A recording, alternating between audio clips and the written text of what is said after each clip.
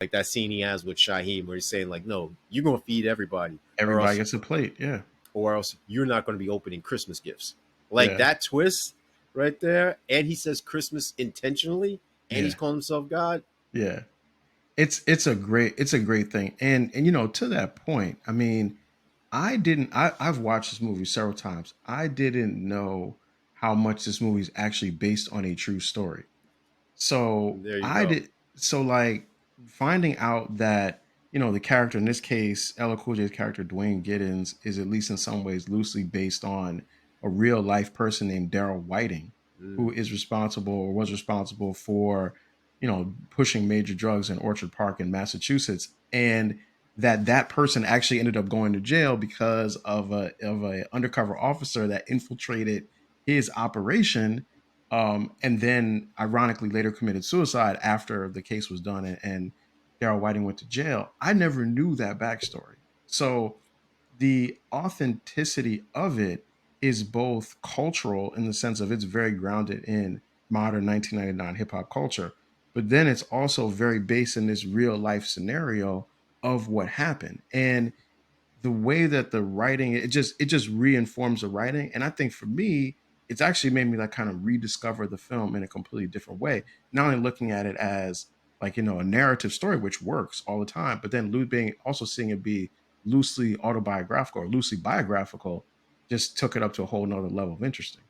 You know what? Kudos to you for even bringing that out because I didn't even know that. To be honest with you, I knew it was Check it loosely out. based, but I didn't Yeah. know about Daryl Whiting and Hmm. his demise and things of that nature. Like I was really surprised.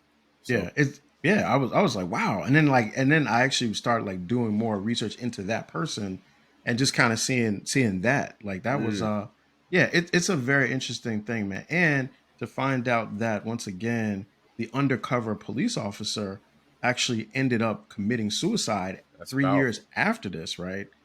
I almost like I need to say allegedly committed Yeah, suicide, yeah, yeah. but at Allegedly. least that's reported. After this, because of the psychological strain of having to be undercover, build these relationships with these people, and then testify against them in court. And that in itself is powerful. I mean, I think that's almost as nerve wracking, if not more, than the Right. actual infiltration process. Because now you got to see these people eye to eye, and they may not say anything to you, but you can only imagine what's going through their heads. Hey, you met my family. I broke Right. bread with you. I invited you into my home. How Right. could you do this?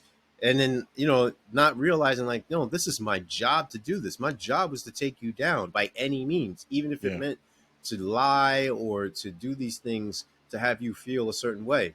And that brings me to my point of when he was first starting out, Jay was going to the Spanish speaking people's Yeah. houses, Yeah. Yeah. and he's Yeah. sitting Good there and he scene. was like, "Hey, look, this girl.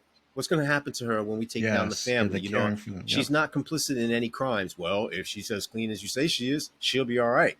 And then all of a sudden, fast forward, he's walking out the door after the bus, and then he sees the look on that young girl's face, and The she's sister. dancing, Yeah. and it's etched into his soul where it's like, yo, you did this to my family. You broke up.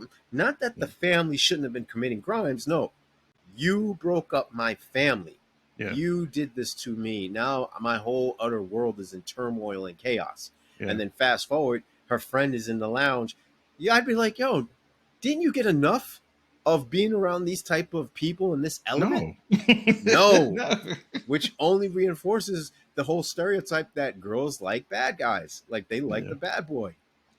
Yeah, man, and the Jay Reed part, and that's the other thing, man. The character is fleshed out really well because, like you said, that early scene shows you that he has a proclivity towards compassion for the collateral damage of his work. Yeah. Like he's fine, like he says, I'm fine if they go to jail. I'm fine if the mom go to jail. Mhm.